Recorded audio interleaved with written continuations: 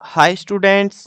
आज की इस वीडियो में मैं आपको बताऊंगा हरियाणा बोर्ड क्लास 11 हिंदी और इसका जो है आपको आरोह भाग 1 का इम्पोर्टेंट जीवन परिचय बताने वाला हूं। आपकी किताब के अंदर आपके पेपर के अंदर जो है जीवन परिचय आता है, आप सबको पता है वो बात। और वो जीवन परिचय आता है इस वाली किताब से, आरोह भाग 1 वाली किताब से। तो आज हम वही बात करेंगे कि कौन कौन से जीवन परिचय है जो आपको सबसे पहले याद करने हैं, कौन से पोर्शन से आएगा, कितने नंबर का आएगा, और फाइनली जीवन परिचय लिखना कैसे है ताकि आपको पूरे नंबर मिले। ये सारी चीजें आज की इस वीडियो में कवर होने वाली हैं।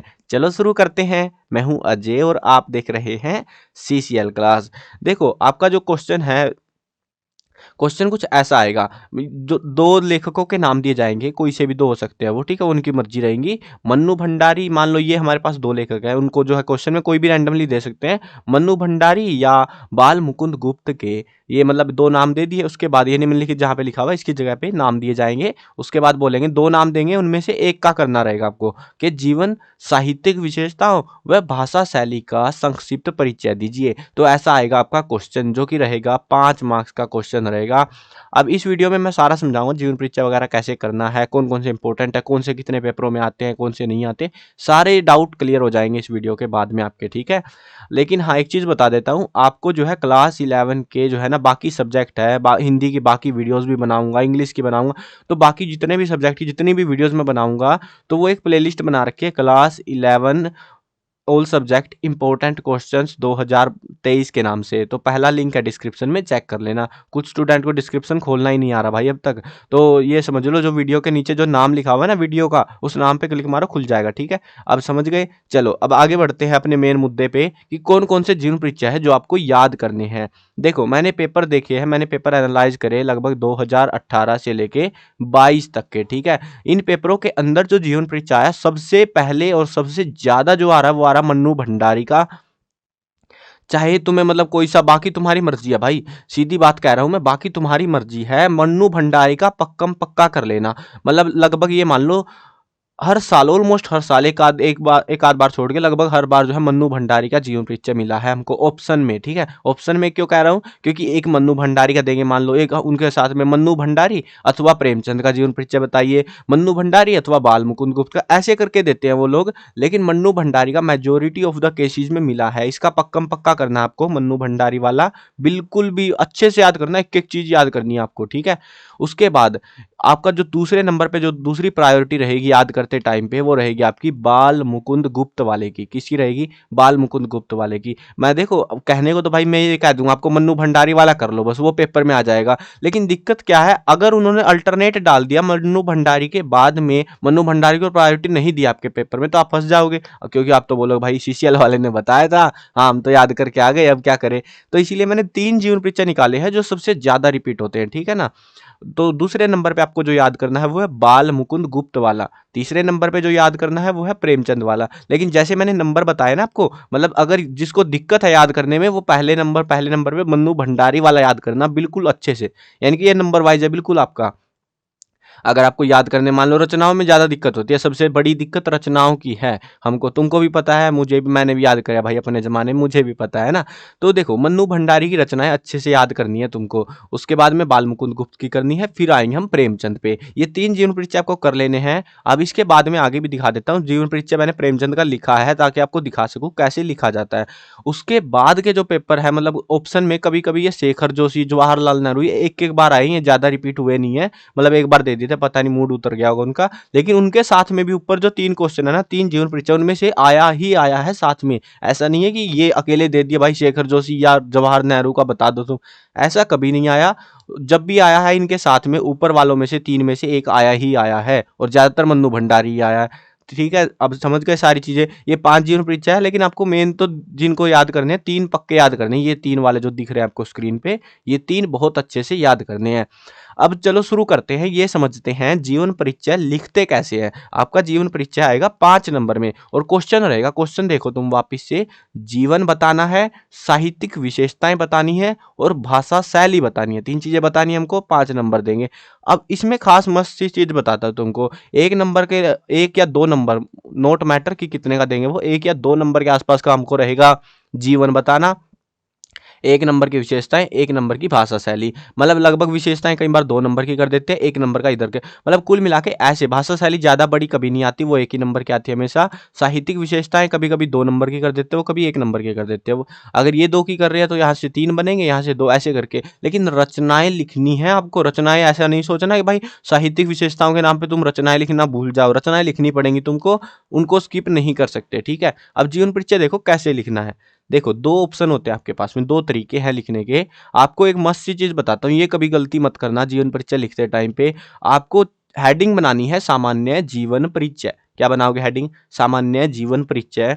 उसके बाद में एक हेडिंग बनाओगे साहित्यिक रचनाएं, साहित्यिक रचनाएं, एक हेडिंग बनाओगे साहित्यिक विशेषताएं, और एक हेडिंग बनाओगे आप भाषा शैली, ठीक है। 4 हेडिंग आपको मस्ट है, ये बनानी ही बनानी जरूरी है, बिल्कुल पक्कम पक्का। आपको पेपर में बाद में लिखना है, पहले हेडिंग बनानी है। मतलब ऐसा नहीं है कि भाई तुम मतलब लाइन वाइज हेडिंग बना दी, सर अगली लाइन का तो जगह ही नहीं बची, वो कांड मत कर लेना, कहीं आप बोलते रहो फिर क्या कर रहे हो तुम ये।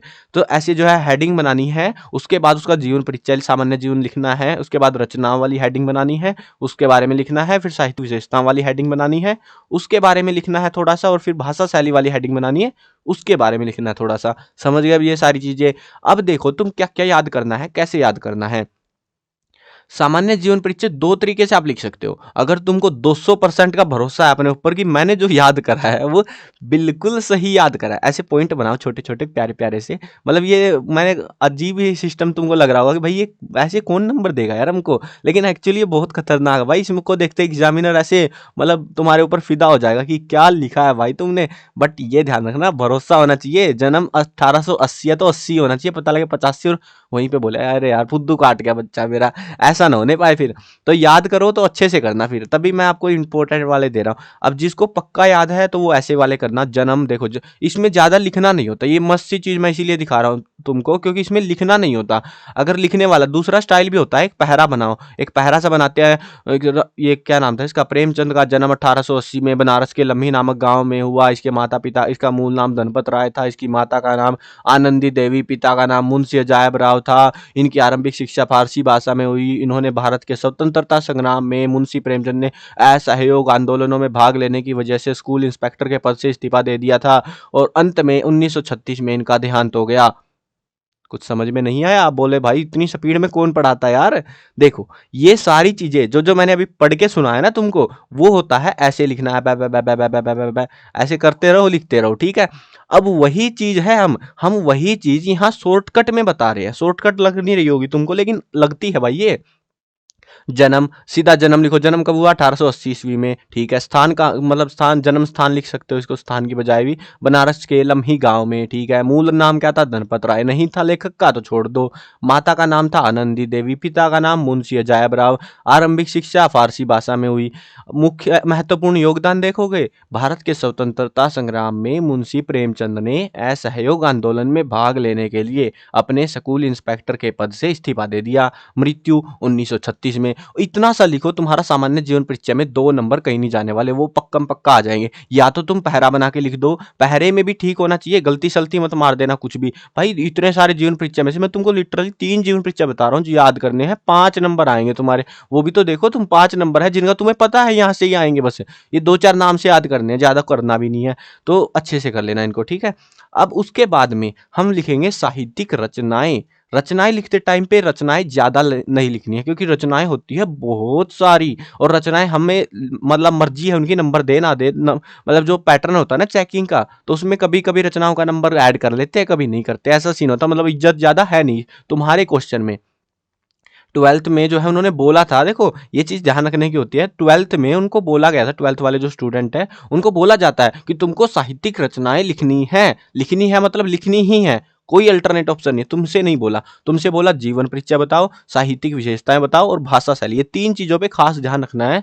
और साहित्यिक रचनाएं लिखनी है तुमको, ऐसा नहीं है लिखनी नहीं है, तुमको भी लिखनी है, लेकिन 4-5 नाम लिखो और छुट्टी करो भाई, ठीक है। कितने नाम? 4-5 नाम बस, ज्यादा नहीं लिखनी। तो देखो ऐसे लिखोगे साहित्यिक रचनाएं, और यहाँ पे ऐसे पॉइंट बनाना, ऐसे मतलब जैसे मैंने बना रखा है ना, प्रमुख कहानियां। देखो अभी मैंने तो पूरा स्टैंडर्डाइज करके लिखा हुआ है चैप्टर के हिसाब से, लेकिन एक्चुअल में आप पॉइंट बना के लिख सकते हो। जैसे ऊपर पॉइंट बना रखे ना हमने, तो साहित्य प्रेमचंद की साहित्यिक रचनाएं निम्नलिखित है, और ऐसे पॉइंट बना बना के नमक का दरोगा, एक में लिख दिया आपने नमक का दरोगा, ठीक है, उसमें एक में लिख दिया बड़े घर की बेटी, एक में लिख दिया, फिर अरे दो बार कैसे आ गया भाई, नमक के दरोगा, बग जाए छुट्टी हो जाए तेरी। तो प्रमुख उपन्यास मतलब उपन्यास वगैरह आपको नहीं देखना, इतना माथाफोड़ी करनी क्यों है? आपने नमक का दरोगा लिख दिया, बड़े घर की बेटी लिख दिया, अगला पॉइंट बनाओ सेवा सदन, अगला पॉइंट बनाओ हंस माधुरी, ऐसे ही 5 पॉइंट बनाने कम से कम। मतलब कि आपको 4 से 5 नाम, जरूरी नहीं है 5 बनाने, 4 बना सकते हो, 5 बना सकते हो, डिपेंड करता है। और आसान आसान नाम याद करना, कहीं अजीबो गरीब करो, स्पेलिंग ही गलती हो ही रही तुमसे। आसान नाम याद करने, 4-5 नाम याद कर लेना रचनाओं में से, ठीक है। उसके बाद में साहित्यिक विशेषता और भाषा शैली, ये बहुत इंपॉर्टेंट रहने वाली है, इसको समझो तुम। बहुत आसान होता है लिखना। एक तो भाषा शैली, तुम में से आधे तो अटके रहते हैं, पता नहीं क्या लिखना है, इसमें कौन से जादू फूक के आने हैं। सबको पता है, कोई सा भी लेखक उठा लो, इसकी भाषा सरल सहज सुजीव बहुत ही खूबसूरत सी है ना, ये सबको पता है, सब चिपका देंगे इस लाइन को। तो उसके बाद में देखो इस स्पेशल, मतलब हर एक लेखक का अलग अलग अंदाज होता है। इन्होंने जो है अरबी फारसी अंग्रेजी में प्रचलित शब्दों का प्रयोग किया है, कोई अलग प्रयोग करता है। प्रेमचंद जी पहले उर्दू भाषा में लिखा करते थे और फिर बाद में हिंदी साहित्य में आ गए, तो ऐसा सा लिख देंगे। आप चाहो भाषा शैली के अंदर इतनी नौटंकी नहीं करनी है, और भी नौटंकी है भाई बहुत सारी है इसमें। आप छंद बता सकते हो, कौन से छंदों का प्रयोग करता है, कौन से अलंकारों का प्रयोग करता है, वो अगर करता है तो कभी पे, तो वो स्टाइल जो भी है तुमको समझ आ रहा है भाषा के बारे में, वो लिख दो तुम। मतलब अलंकार छंद रस कौन सा है उसमें, करुणा रस हास्य रस, ऐसे अलग अलग होते हैं ना, तो वो भी लिख सकते हो तुम उसके बारे में। ये सारा भाषा शैली में होता है, और कम से कम आपको 1.5 लाइन लिखनी पड़ेगी। मतलब आपका पेपर जो आता है ना, कुछ ऐसा आता है, ऐसे वाला पेपर आता है, और ऐसे लिखते हैं हम लोग उसमें। तो ऐसे कम से कम आपकी यहाँ पे ऐसा नहीं है छिद्दी छिद्दी भर दी तुमने लाइन, बिल्कुल मतलब जैसे नॉर्मल लिखा होता है वैसा लिखना है। और लगभग 1 से मतलब 1.5 लाइन के अराउंड, 1.5 से 2 लाइनों तक भरना है, बस ज्यादा नहीं लिखना। उतना सा ही लिखना आपको। साहित्यिक विशेषताएं ऊपर वाले तुमको समझ आ गए, पॉइंट कैसे बनाने हैं। उसमें तो पॉइंट बनाओगे बस लाइनें लाइनें दिखेंगी वो गिनती की, है कुछ नहीं उसमें दम वम। चलो आगे बढ़ते हैं। देखो साहित्यिक विशेषताएं में क्या लिखना होता है फिर, उसका साहित्य कैसा है, मतलब उसने किसके बारे में वर्णन किया है, गरीबों के बारे में, विद्रोह के बारे में, ऐसी अजीब अजीब सी चीजें होती है। आपके चैप्टर किसके बारे में, उससे रिलेट करके देख लेना तुम, वैसा सही मिलता है वो। देखो जैसे प्रेमचंद है, प्रेमचंद साहित्य को सामाजिक परिवर्तन का सशक्त माध्यम मानते थे, ये अंकी बिंदी नहीं है। उन्होंने जिस गांव या शहर में प्रवेश के परिवेश को देखा और जिया, उसकी अभिव्यक्ति उनके कथा साहित्य में मिलती है। किसानों और मजदूरों की दयनीय स्थिति, दलितों का शोषण, समाज में स्त्री की दुर्दशा और स्वाधीनता आंदोलन आदि उनकी रचनाओं के मूल विषय। यही सारी होती साहित्यिक विशेषताएं। कुल मिला के ना इस लाइन में मुद्दे की बात तो यही हो रही है। देखो किसानों का शोषण, ये जो है ये बातें करता था प्रेमचंद, गरीबी वगैरह की। आपने पहले भी देखा होगा, दो बैलों की कथा 9th क्लास में आई थी। और उसके अलावा भी और भी बहुत सारे प्रेमचंद के फटे जूते भी तुमने कभी पढ़ा होगा। तो ऐसे इतने सारी कहानियां ना, वो सारी की सारी किसको डिनोट करती है, गरीबी को डिनोट कर रही होती है। वैसे ये हर एक लेखक की अपनी कुछ खासियत होती है। तो वैसे इसी खासियत आपको जो है एनसीईआरटी की जो किताब है ना, या फिर आपके पास ऊपर की है गाइड है, जहां से भी पढ़ रहे हो तुम, उसमें से देख लेना खासियत क्या है उसमें, उस लेखक की खासियत क्या, स्पेशल एबिलिटीज क्या है। तो वो एबिलिटीज आपको लिखनी है 2-3 लाइनों में, मतलब 2 लाइनें कम से कम भरनी है आपको, अगर ऐसा पेपर आता है, ठीक है। अब पेपर अब की बार सुनने में आ रहा है, कुछ स्टूडेंट बोल रहे थे मेरे को कि सर अब की बार ऐसा पेपर भी आ सकता है। तो देखो अगर ऐसा आता है तो 4 लाइनें हो जाएंगी तुम्हारी ऐसे करने में, ठीक है, ऐसे 4 भरोगे। अगर ऐसे लिट्टे वाला पेपर आता है तो 2 लाइनें भरनी है, ठीक है। ये समझ गए तुम, ये डाउट क्लियर हो गए अब तुम्हारे। तो इस तरीके से तुम्हें जीवन परिचय लिखना है, और गारंटी के साथ कह सकता हूं अगर तुमने सही लिखा है ना, मतलब देखो यहाँ पे ज्यादा कुछ लिखना नहीं होता। एक्चुअल में यहाँ की कहानी ज्यादा बकनी नहीं होती, यहाँ पे कुछ ज्यादा बकना नहीं होता। जो मेन गेम होता है ना, वो हमारा इस वाले पोर्शन का होता है। इस वाले को अगर तुमने सही लिखा ना, इंप्रेशन पहले ही अच्छा बन जाएगा, फिर 2-4 नाम तुमने यहाँ सही लिख दिए और अच्छा इंप्रेशन बन जाएगा। भाई लिटरली तुम्हें अगर ऊपर वाले भी कर रहे हो ना, तो कम से कम 2 से 3 नंबर तो ऐसे ही मिल जाएंगे। इस वाले पोर्शन की इज्जत होती नहीं है कहने को, तो लिखना भी कुछ नहीं होता, लेकिन इसमें मेहनत भी नहीं होती। सब कह सकते हो भाई भाषा सरल सहज है, मुहावरेदार शब्दों का प्रयोग किया है, अरबी सा, ज्यादातर लेखकों का सेम हाल है भाई, सारे एक जमाने के थे लगभग, सबका एक जैसा सही हाल है इनका। तो एक जैसी सी भाषा शैली होती है, एक जैसी सी विशेषताएं मिलेंगी तुमको। मतलब तुम सोचो, एक जो लेखक है, देखो इसकी मृत्यु हुई 1936 में और इसका जन्म हुआ था 1880 में। इस टाइम पे क्या चल रहा था देश में गरीबी थी, अंग्रेजों का विद्रोह चल रहा था, क्रांतियां चल रही, वही सांग तो हो रहा था और वही चीजें इसने बक दी अपनी जीवनी, या फिर जो दुख दर्द है जो दिखता है उसको वही बिकता है, वही दिखा दिया इसने भी लोगों को अपना कि चलो भैया ऐसे ऐसे सीन है, ऐसे ऐसे गरीबी कट रही है, लोग दुखी हो रहे हैं, वो चीजें हो रही है। वही चीजें हैं, वो लेखक के जीवन से रिलेट करती है सारी की सारी चीजें। जब तुम समझने लगोगे ना जीवन परिचय, तुम्हें समझ आएंगी सारी चीजें कैसे काम कर रही है। इस टाइम के आसपास के जितने लेखक होंगे ना, तुमको इस टाइम के आसपास के, जब वो लड़ाइयाँ हुई, इतिहास तुमने पढ़ा हुआ थोड़ा बहुत, जब लड़ाइयाँ हुई थी ना भारत में, क्रांतिकारी आंदोलन हुए थे, उस टाइम पे सबकी जो कहानियां हैं, जो जितने भी लेखक उठा के देख लो, सबका एक जैसा सा हाल मिलेगा। नाम अलग अलग होंगे रचनाओं के, लेकिन सब में दुख, गरीबी, पीड़ा, आंदोलन, क्रांति, इन्हीं का जिक्र मिलेगा तुम्हें। तो ये अलग ही सीन चलता है, मतलब ये पूरा हमारे समाज में, जैसे आजकल तुम रील खेलते रहते हो, वैसा सही सीन था उस टाइम पे। ठीक है, चलो मैंने पूरा आपको जीवन परिचय समझा दिया है, कैसे लिखना है, क्या लिखना है, और कितने नंबर का आएगा, कौन कौन से जीवन परिचय इंपॉर्टेंट है, तो अच्छे से कर लेना इनको अब। ठीक है, और सारे डाउट क्लियर हो गए होंगे ना आपके अब। मतलब कई सारे स्टूडेंट कमेंट कर रहे थे कि सर डाउट रह गए हमारे बहुत सारे, हमें जीवन परिचय चाहिए हिंदी का, हमें नहीं पता क्या क्या याद करेंगे। तो ये 3 जीवन परिचय मस्ट है जो आपको याद करने हैं। और जिसको फालतू का शौक चढ़ रखा है भाई फालतू याद करने का, तो वो इन 2 को और ऐड कर लेना। ठीक है, तो ये एडिशनल वालों के लिए है, जिनको बस ठीक है भैया आ जाएंगे इनमें से, तो वो 3 कर सकता है, जिनको बस, और जिनको याद करने के बिल्कुल लाले हैं तो वो ये 2 कर लेना। ठीक है, ज्यादा चांस इनमें से रहेंगे। Mannu Bhandari is ultra most important है तुम्हारा।